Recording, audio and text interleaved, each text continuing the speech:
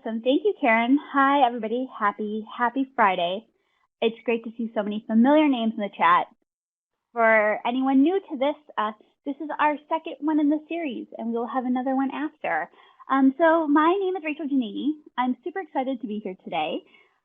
A little bit about me. I am an early childhood educator and an advocate, and I do a lot of video series.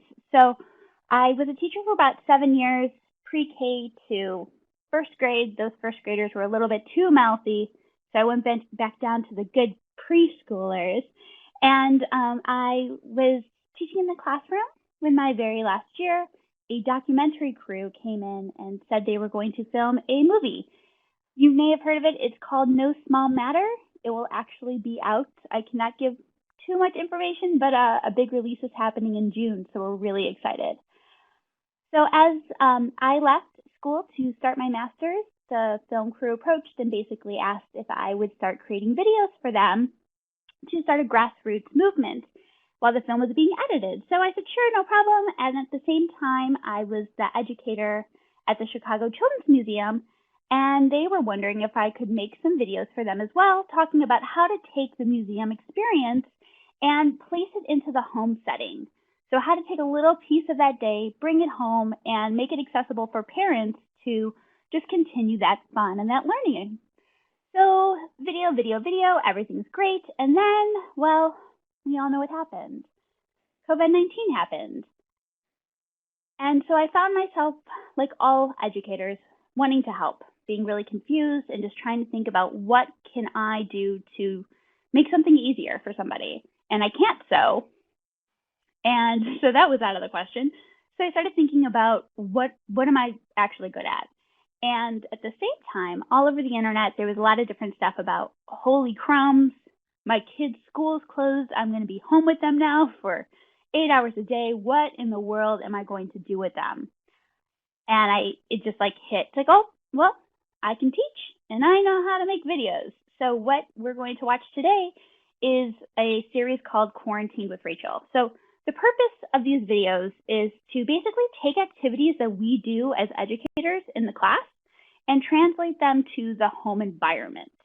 So really focusing on the idea of everything that you would find within a preschool or infant toddler classroom and putting it into a home, making it accessible, and following some of those standards from Head Start, such as like not using food, and also making it where it's things that people have in their home. I was looking online and there was things like get your Mod Podge out. It's like, nobody's got Mod Podge at home. Like, but what do you have and how can you make activities for our kids that not only take really low effort to do, but are really organic?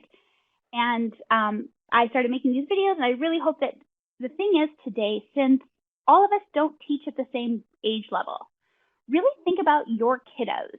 Think about how this is applicable to them, and think about how you can take this activity and twist it to make it developmentally appropriate for those kids that you are still connecting with. Because I would love nothing more than for you to leave this webinar today having some ideas and thinking about writing an email to your parents, connecting with them, and giving them some simple activities that they can do this weekend or next week that just brings the family together and keeps that learning really going.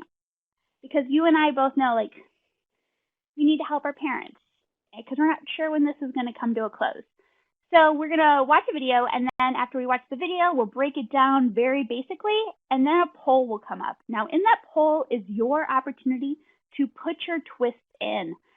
The poll is going to go out to everybody when we're done, so you can see everybody's responses, and that's a really great reference tool to just let your own creativity flow in. So really engage with these polls, think about your kids, think about this activity within that lens, and yeah, let's get started.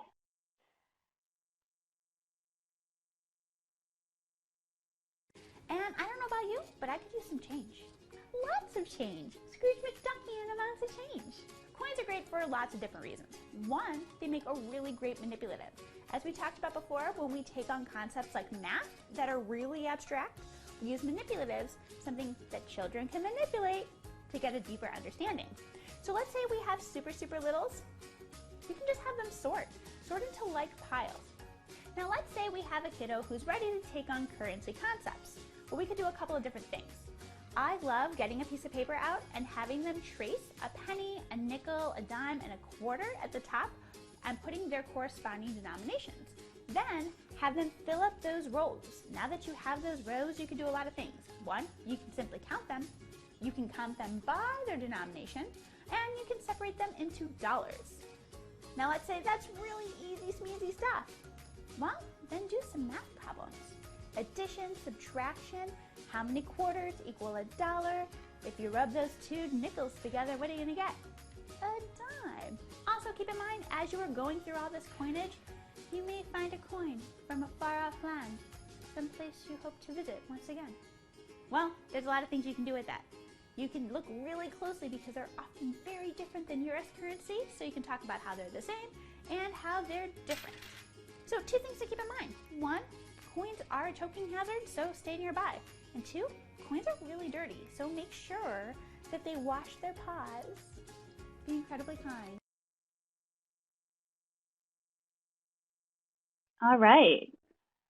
So let's move on. Money, money, money, money. When I wrote this, I clearly had some Toy Story in my head. Money, money, money, money. All right, subject areas. Well, obviously first and foremost, it's money. It's math. And you can do a lot of different kinds of sorting. And what we talked about earlier, let's say you have littler kids that you're not quite doing pennies, nickels, dimes, and quarters yet. Well, and also keep in mind right there, that's some vocabulary. So it's not included in this slide, but there's some vocab right there. You can sort them by size. You can sort them by the denomination.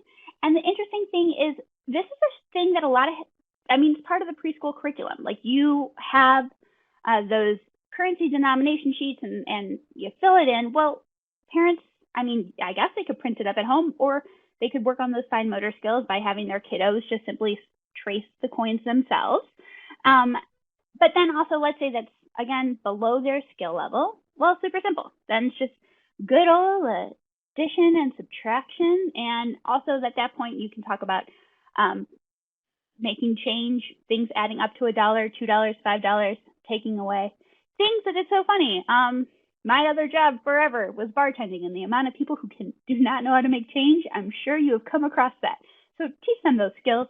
They're beneficial. Another thing is, other than math, as I mentioned at the end of the video, if you happen to have extra currency laying around, suggest to parents to pull it out.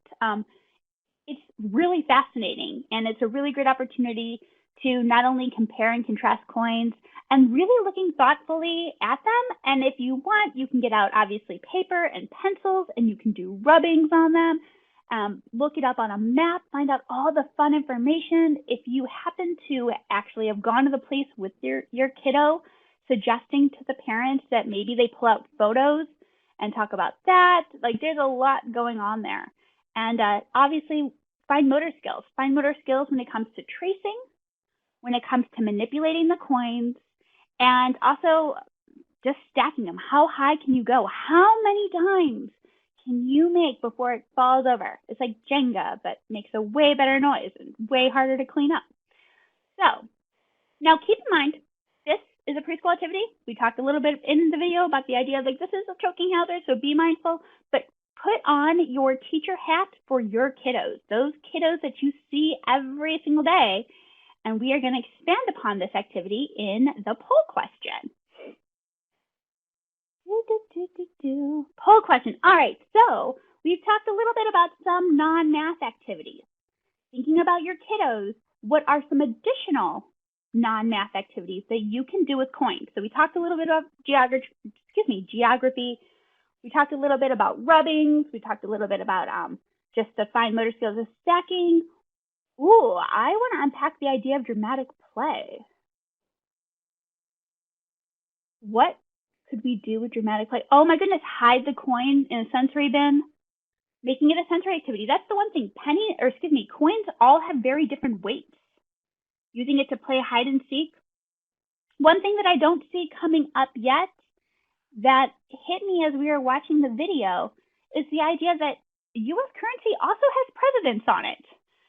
Something that we may often forget about. There are presidents on our coins. So if you have a history buff at home, if you have a kiddo who's a little bit older, a great question is, who do you think this person is? Why would you be on a coin? And doing some research about Washington and Jefferson and the rest. Clearly, I should go ahead and pull out all my coins. I also like the idea of rolling coins, not only to put them in stacks, but the idea of just seeing how far you can roll them.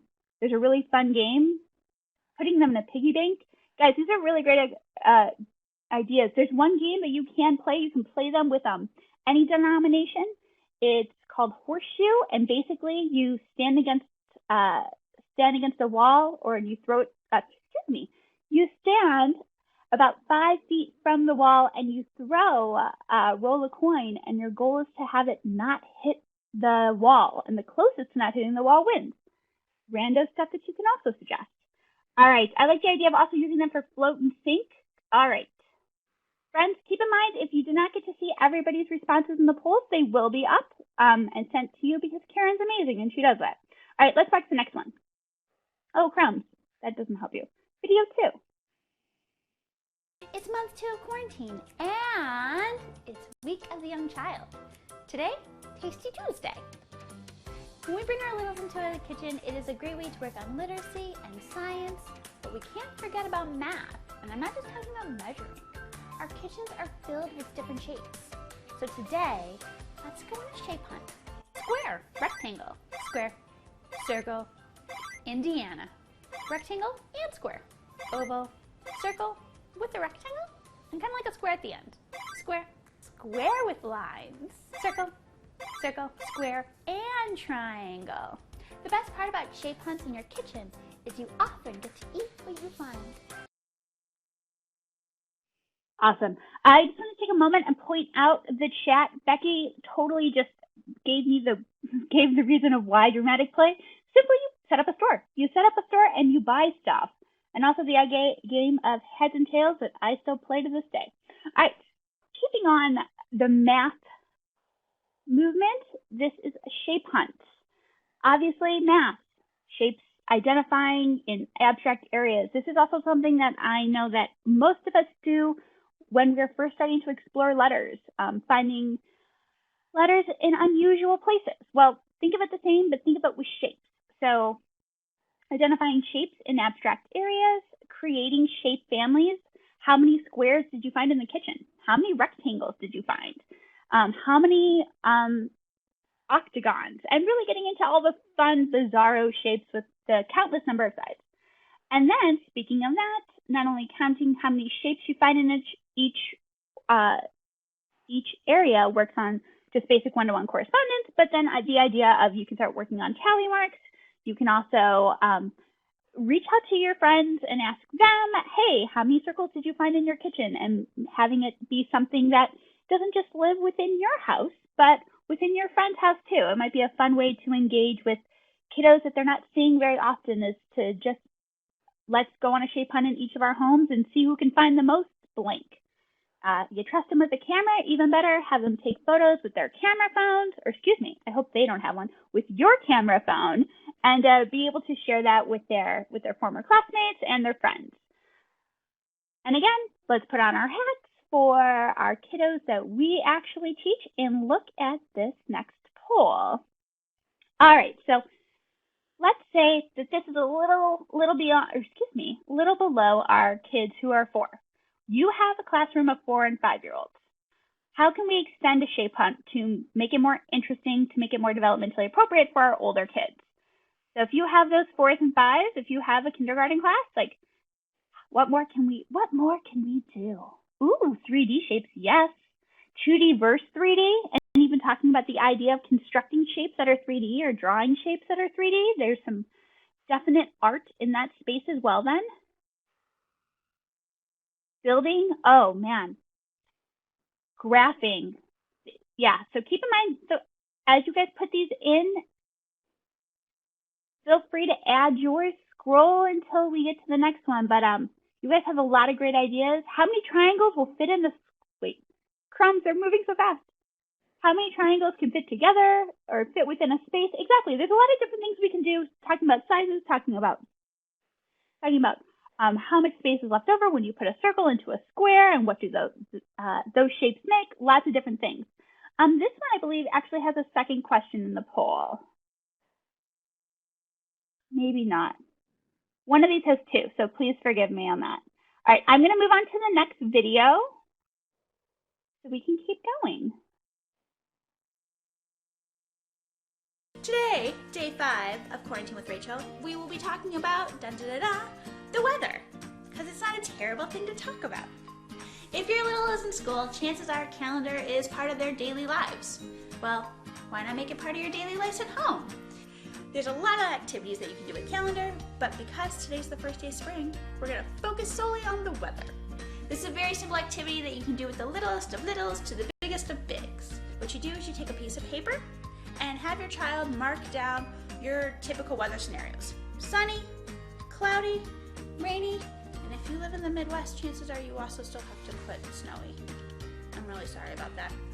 Anyways, every single day, have them go to the window, make an observation, and make a tally mark.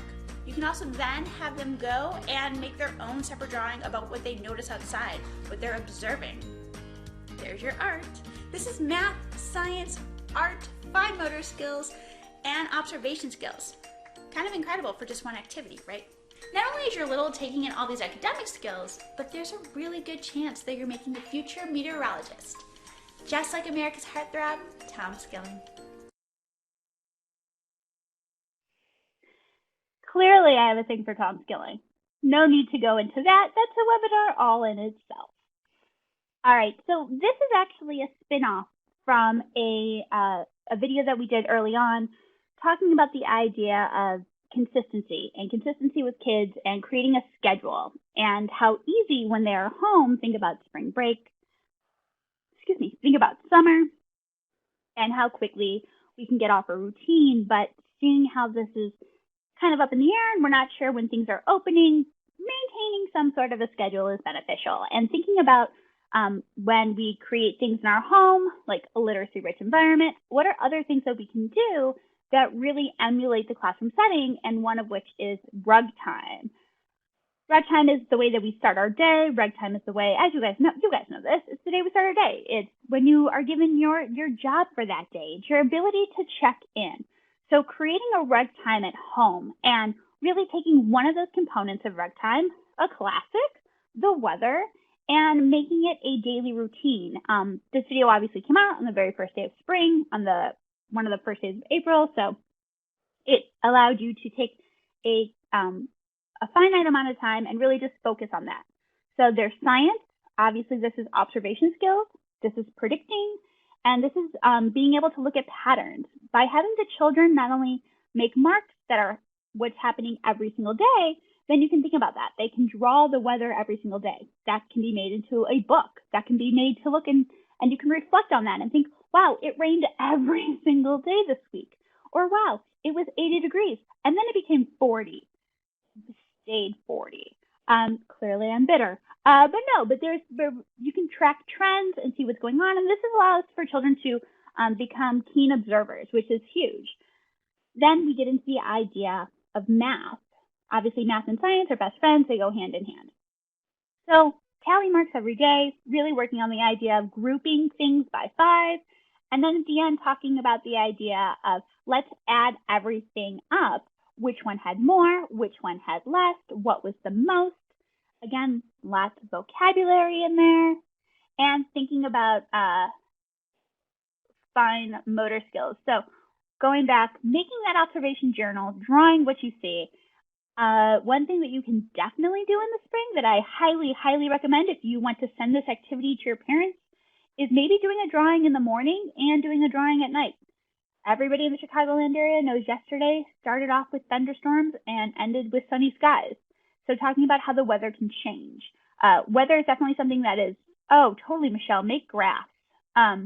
Weather is something that fascinates a lot of kids, especially when it gets into spring stormy weather. So, oh my goodness, there's so many science experiments you can do off of that. That is a different day and a different webinar. But let's go ahead and look at the poll. And putting on our specific hats. All right, how can we extend tracking the weather to add literacy. We focus how this is on math and fine motor skills and science, but what can we add? What kind of activities can we do to also encourage literacy? Ooh, weather terms. Oh, golly, that's good. Partly cloudy, mostly sunny. It's the same as mostly sunny, partly cloudy. Writing weather, doing story dictation, making that book, that whole book that contains all of that drawn weather every single day. You could talk about, or excuse me, you can write about what you did that day. It was rainy, so we stayed inside. It was sunny, so we went for a walk. I love the idea of making really big backgrounds and creating a dramatic play. There's also things that you could do, again, like looking up at other areas. What area in the whole world rains the most? What area in the whole world rains the least? Guys, this poll is really great. Please make a point to go back through later and think about your kiddo and how you can just suggest this idea to your parents, because again, it's really low impact. It's simply a piece of paper and 10 minutes on each side of the day. And it really, as you saw and as we broke down, really covers a lot of different academic standards. All right.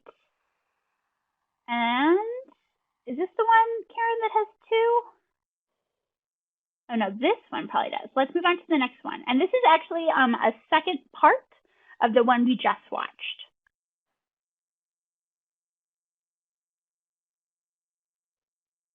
Oh, maybe if I hit play, that'd be beneficial. It is day 11 of Quarantine with Rachel, and today we're going to be doing some science. Last week we did the calendar, and we're tracking the weather every single day. This week we're going to hone in a little bit on just the water cycle. You may be thinking, what's the water cycle again? Don't worry, I have a little ditty to help you remember. Evaporation, condensation, precipitation. That will be stuck in your head.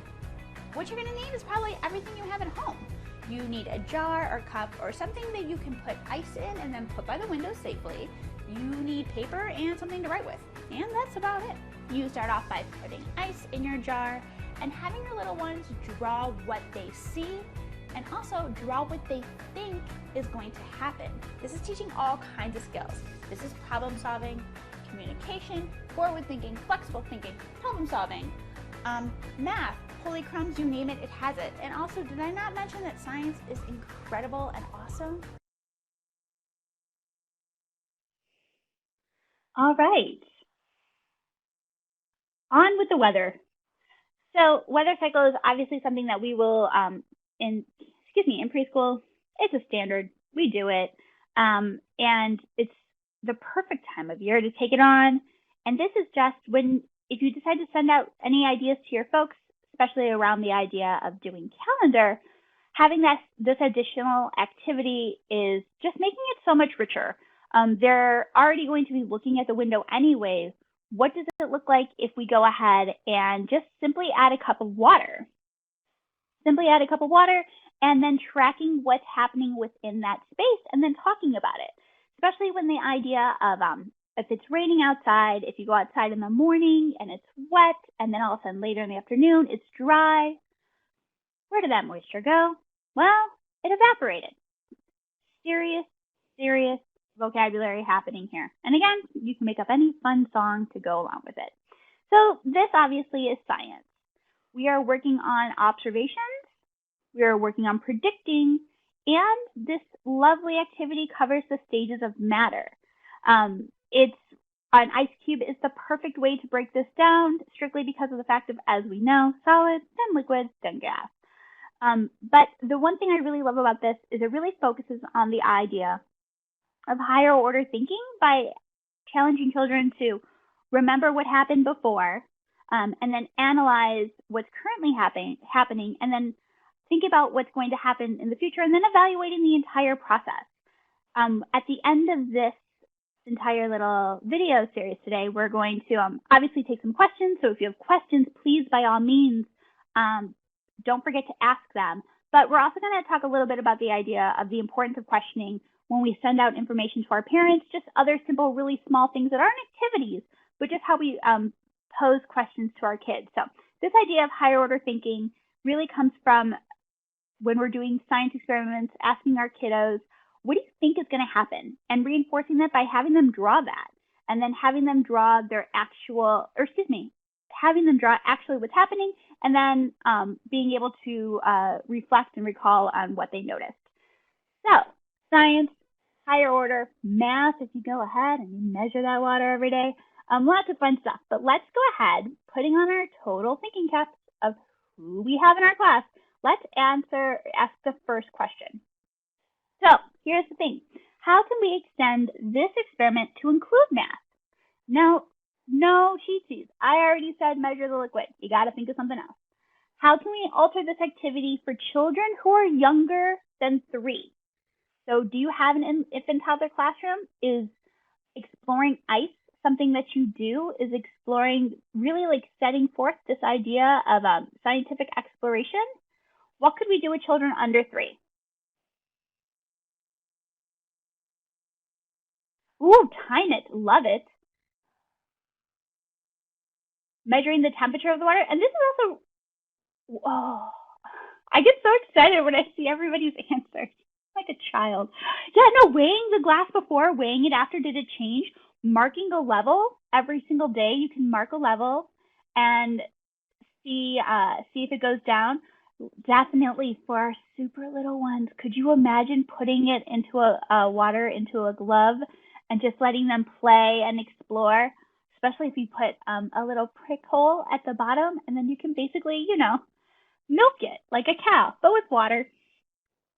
I'm going to keep going down and looking at some of these. A lot of things about time. And again, when you get into time, that's some really great math. And then providing a visual, which is really strange that clocks don't necessarily in our home have second hands and minute hands, but making a clock and exploring it that way, comparing the size of the water over time, and then love it, pouring it into different containers.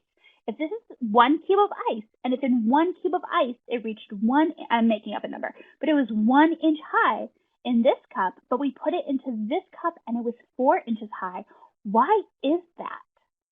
These are really phenomenal answers and really great things, not only to do with our kiddos under 3, but definitely for our kids who are a little bit older. So when we send out these activities, put these questions out to our parents. Model this behavior. Model this, the whole thing of like, if it's this much in this class, but this much in this class, why is that? All right, this one, Karen finally told me. Oh, I can scroll down and see other answers. Oh, thanks, Karen. Checking the temperature, exactly. If you happen to have a temperature, it's amazing to see how quickly it goes from 32 to 54. Guys, these are really phenomenal. Please, by all means, take time later and look at this. So Karen pointed out, this is the one that has two polls. So we're going to hold on to this poll, and then we're going to move on to the second poll. Or did we put these 2 polls together? Perhaps that's what it was. All right, friends. Maybe it's not. Oh, Karen put them both together. Awesome. Thank you so much, Karen. So yeah, let's just go through a little bit more then. Anything that also has to do with some older kids. If you do have an older child older than 3, those 4s and 5s, is there something that wasn't mentioned in this? Is there something more that you could add? One thing that I hope you guys are noticing that so many different people are putting in the idea of doing daily logs. Suggesting to our parents right now to just, next time they happen to be at the store, picking up a single rule, single space like notebook, and just having them be able to use that for science, use that for math, really making it their own, having them design it, create it, and using it for a science journal. Not only is it a place that they can keep all of their weather observations, but they can keep their water observations. All right, let's move on to the next one. It's month 2 of quarantine, and chances are you're dressed up with nowhere to go. I mean, okay, well, half that's true. You definitely have nowhere to go, but there's no way you're dressed up. chances are you've been rocking that loungewear for a while, and your little has too. Now, EJJ Everyday seems like an amazing idea, but for your little, getting dressed is actually super beneficial. Now, don't go into the closet and dress them all up because you know what? You don't want to do laundry. All you need for this activity is a few shirts and a few pillows. Have your littles dress their new best friends. When they're doing this, not only are they working on those fine motor muscles, those same muscles that they will need later when it comes to writing, but they're also going to be working on hand-eye coordination. It's going to take them a while, and it's going to be a lot of fun. And what you end up with is a brand new friend with clean clothes on and all dressed in buttons.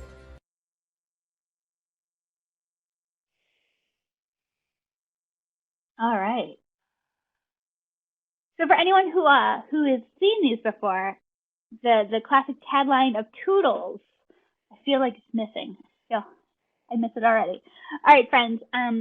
I love this activity. It sincerely came out of this idea of I wanted to really focus on fine motor, and I wanted to talk about buttons. But in case I didn't mention earlier, I'm not good sewing. I'm a terrible sewer, and I don't have the equipment. So really thinking about what do I have within my home that we can really represent that great fine motor ability of like fine motor technique of playing with buttons and playing with snaps and having those things within the classroom. Like, where can we find them within our home? And then it hit me, like, we all have shirts, we all have button-down shirts, we have pants, we have overalls, all those things that have those really wonderful small pieces that allow you to manipulate them. Now, the other thing that I really love about this is because these materials are not loose. It's not like you're just giving them a whole bunch of buttons and walking away. Like, they are attached to that shirt, and unless like you got a kiddo with some brute strength, they're probably going to stay on. And it really works those fine motor skills.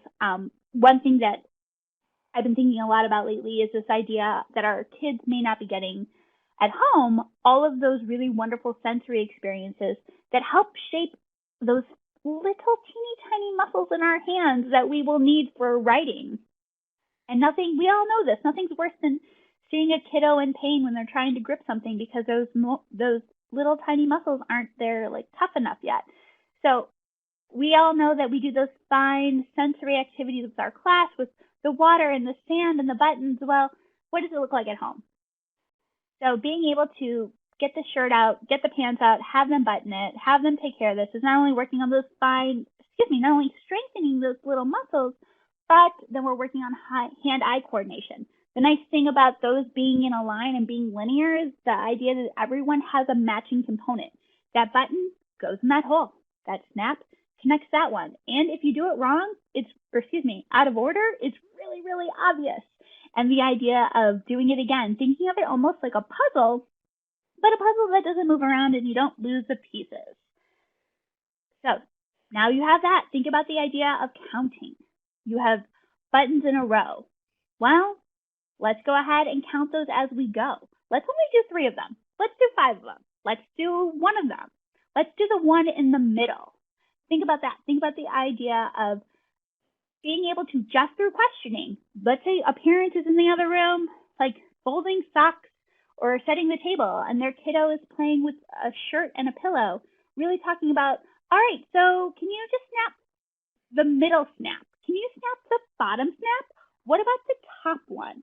Just asking these questions from across the room is a really great way to make this a challenging activity for our kiddos and also engage in a way when a parent can be doing something else at the same time. And again, we want our parents to be with their kids 100%. We know that they are multitasking.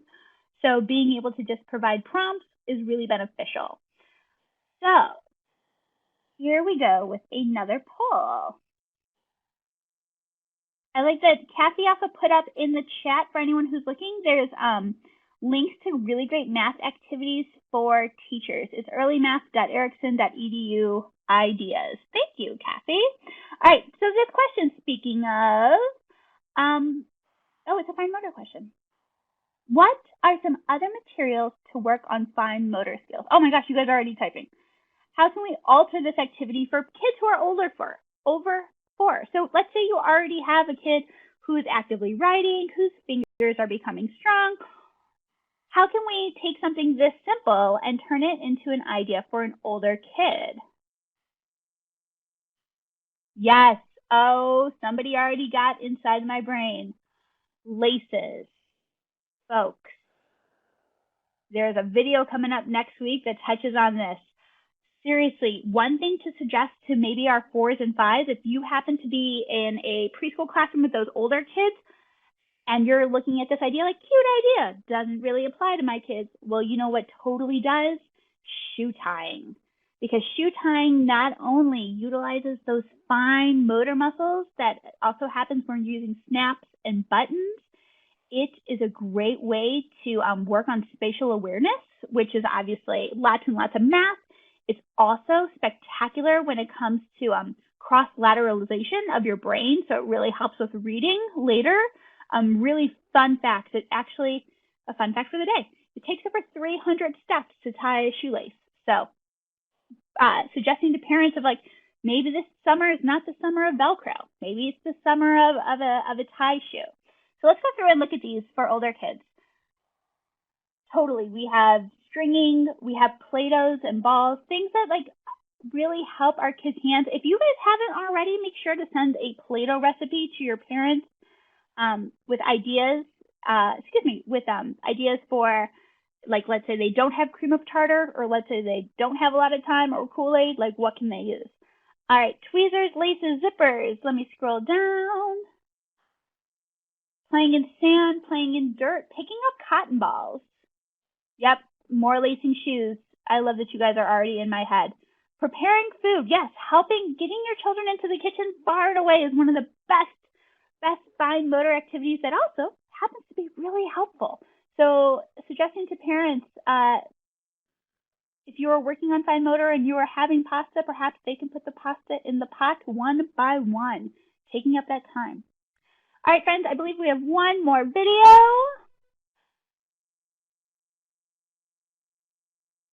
It's month 2 of quarantine, and I thought we'd mix up today and play a game. We are going to be playing the classic, What's Missing? For this game, all you need is a bunch of different objects and something to cover it up with. This is how you play. You place all the objects on the table, and you have whoever you're playing with to look closely at what's there. And give them however amount of time. Time's up. You cover it up. Then you have whoever you're playing with to keep those eyes super duper duper closed while you remove an object.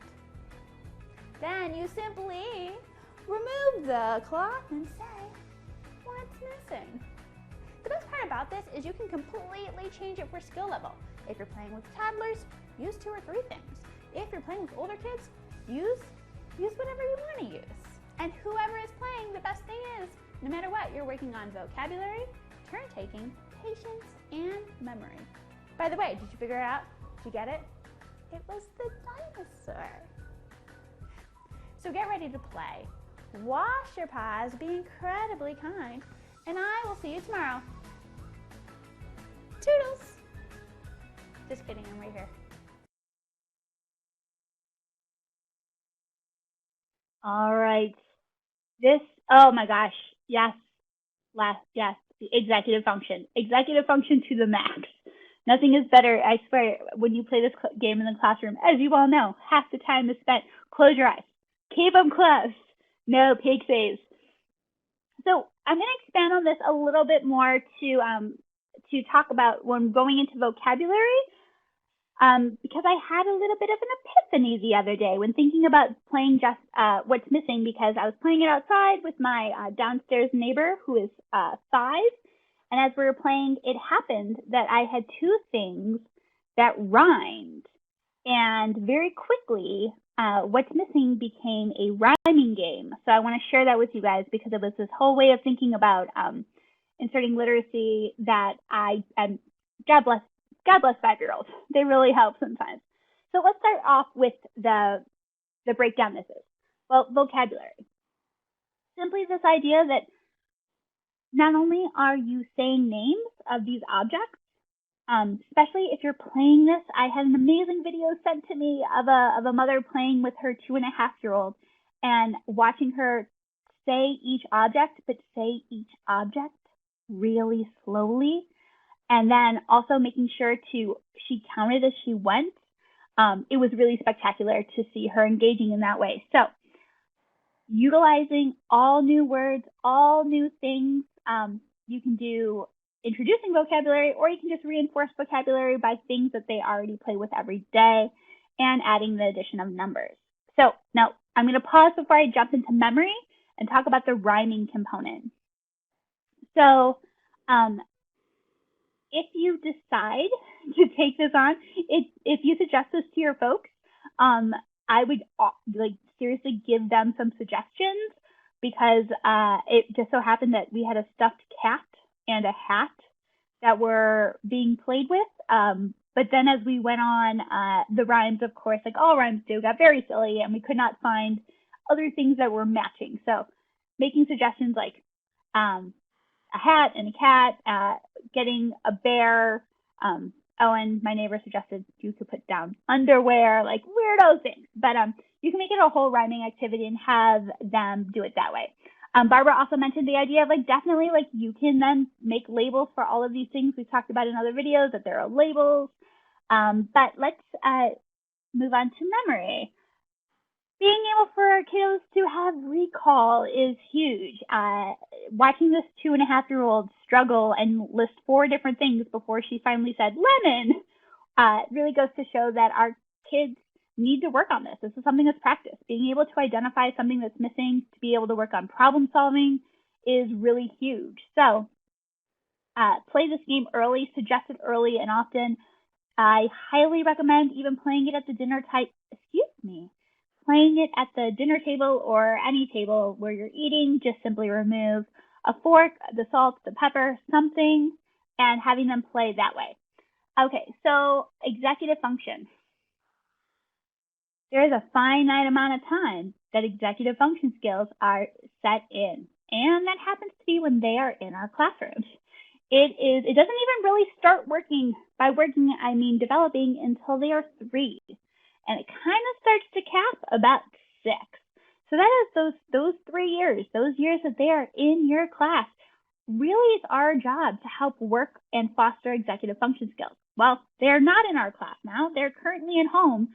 But these skills, well, they're lifelong skills, and they're skills that they're going to need forever. So, with that being said, any activity that we can suggest to our parents and caregivers that really reinforces the idea of patience, of turn taking, and impulse control.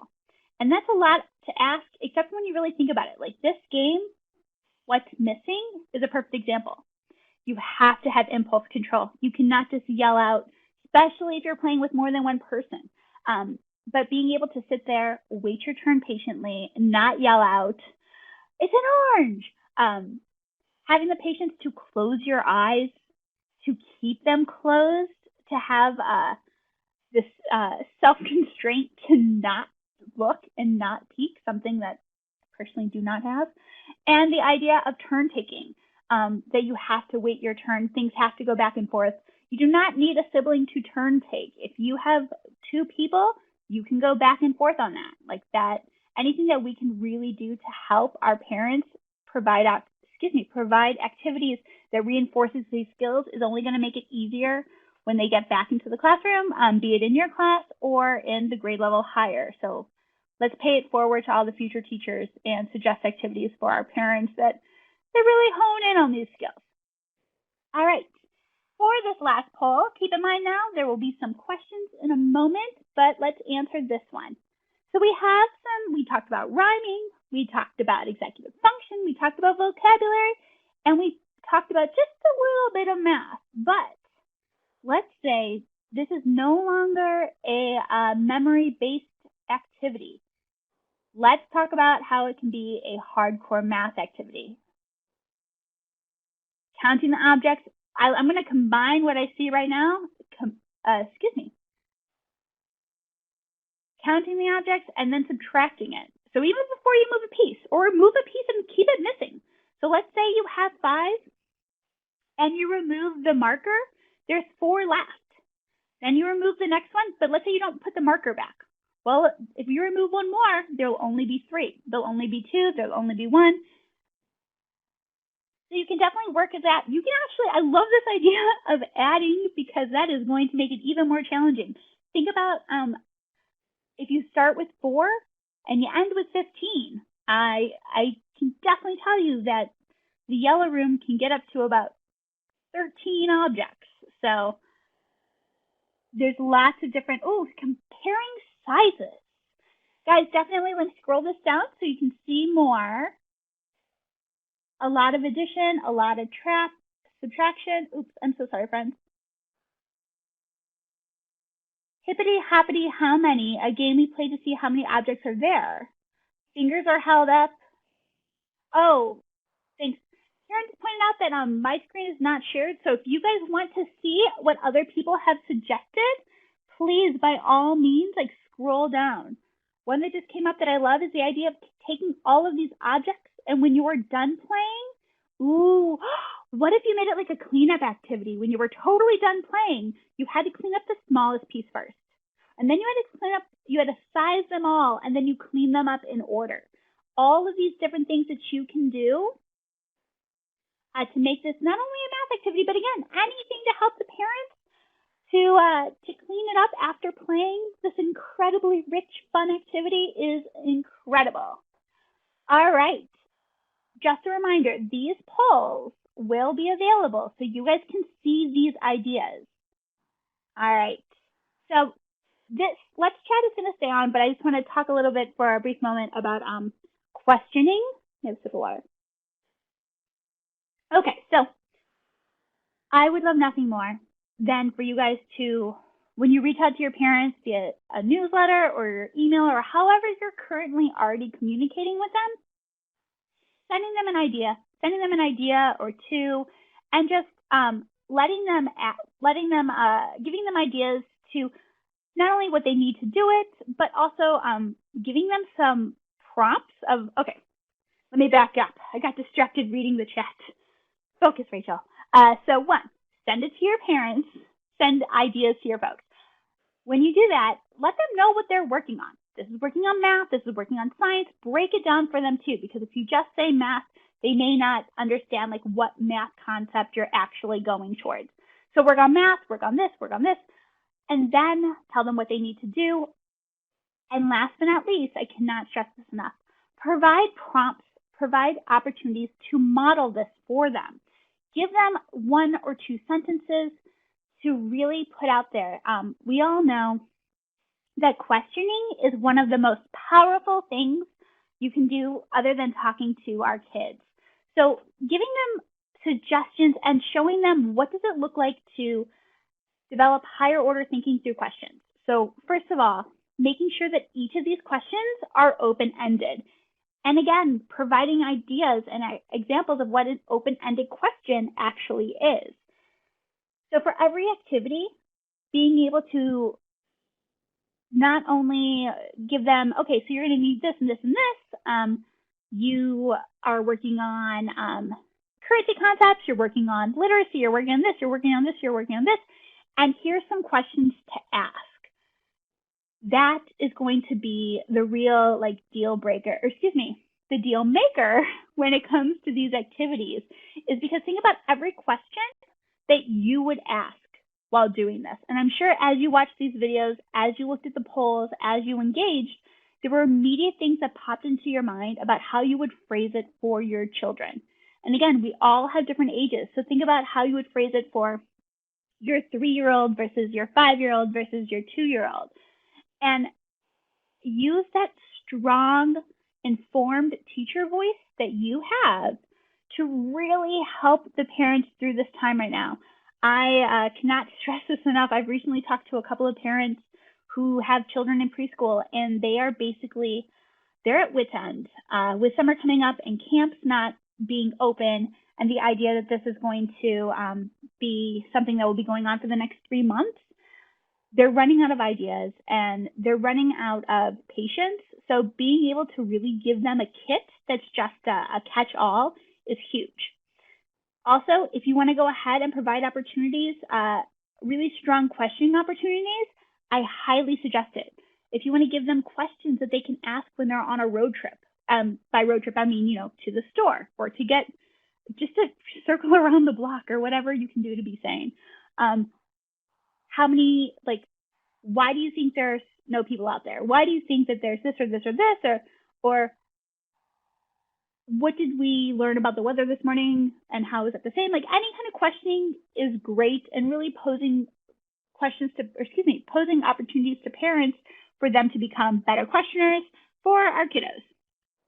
All right, so with 9 minutes left, does anybody have any additional questions or anything that they were super excited to talk about in regards to one of these activities? I want to kind of go up while you guys are typing things in, because there was a couple of really phenomenal activities when it came to the weather one. So drawing pictures and dictating is something that yes, totally make that book, draw those photos, but keeping in mind that this is a really great time to not only work on literacy because our kiddos can write what's happening, but let's say they're not writers yet. Nothing is better than doing story dictation. A child, and this is something, again, that you're going to have to tell the parents how to do it. You write down what the child says word for word. Be authentic. Do not make up what you think they said. You may have to have them clarify, but having them tell you, and also really asking parents that not only do you do this with your kiddo when they are doing this with their science journals or their weather activity, but anytime that they create a drawing, anytime they create any kind of art whatsoever, really just giving them the suggestion of hey, you can ask your children, what's going on in this picture? Or tell me about this. Again, these are open-ended questions. And then writing down what they said word for word, and making sure that you include the date. All those things that we do to keep those archives. Suggesting it to a parent is huge, and not only does that do that, it includes so much more. All right. I'm really surreal. Thank you for Ava, for loving that this is a multi-age group activity.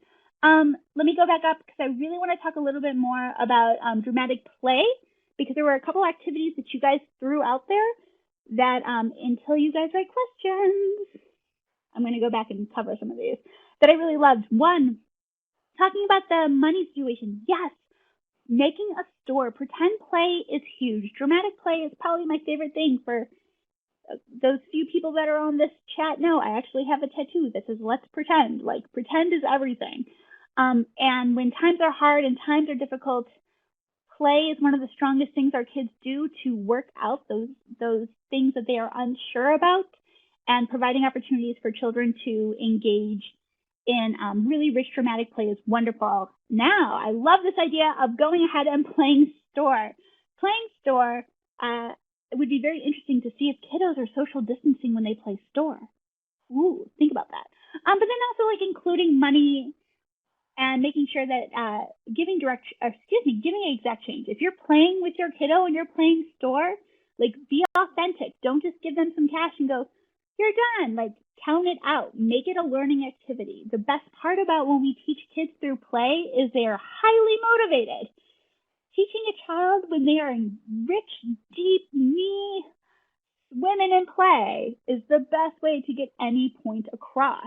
So, making sure that if you're doing dramatic play, and I highly recommend this when you recommend this to your parents, putting any kind of teachable moment within it would be wonderful. All right, let's go. We have some more comments about the memory game. Now I'm going to keep going back up because you guys, sincerely, I'm very impressed.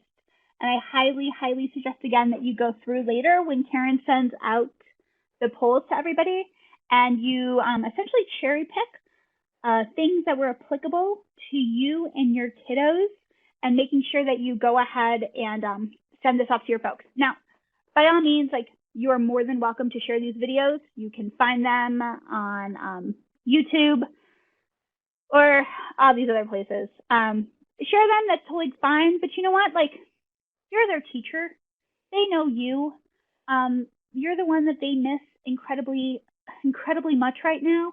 So if you decide to take on and make your own video, love it. If you decide not to take on that endeavor, and simply just communicate with them, please, by all means, like rip off all these ideas. They're ideas that you guys have anyway. They're things that we already do in the classroom. Just make sure that you please, 3 things to include, like I said, include the activity, include all of the things that are actually happening when they're doing this, what they're actually working on, because also this is a really great way for people to stop saying, oh, they're just playing, because when they realize that, oh, that just play happens to hit like 9 academic standards, maybe they'll stop saying that. So sorry, soapbox moment for a moment.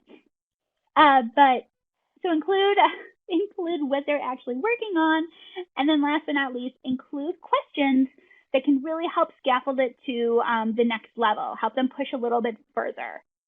And again, at the end of the day, just making sure that if the 2 things they do and the only, 3 things, if the only 3 things that they do is 1, encourage their kiddo to play a lot, 2, reading to them every single day, and 3, making sure to ask really meaningful, open-ended questions, then, I mean, that works too. Anything to get by.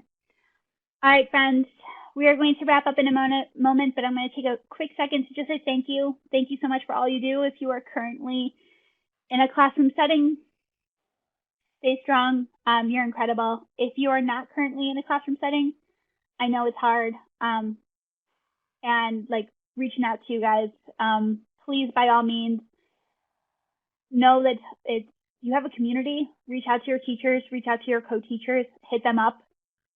And never forget for a moment that these kiddos are absolutely, they're obsessed with you. They miss you. They miss you incredibly much. I cannot tell you enough how much Owen just says he wants to see his teacher. And that's every single child in all of your classrooms. Reach out to them, send them these ideas. Heck, maybe introduce it over a Zoom and show them that you're delightful faces. But with that being said, if you guys have any additional questions whatsoever, if you want to talk anything about early childhood, hit me up. I'm not busy, not going anywhere, kind of stuck at home. Just reach out to me. I'd be more than happy to engage. And massive thanks again to Karen for not only putting all this together, but seamlessly diving in and out to answer everybody's questions. Karen, you're an all-star. Enjoy the rest of your day. And guys, I will see, if you happen to be on the next webinar, we will go through 6 or 7 more videos next week. But if not, hope to see you virtually, and I will talk with you all soon. Until then, be kind, wash your paws, and toodles. Thank you, Rachel.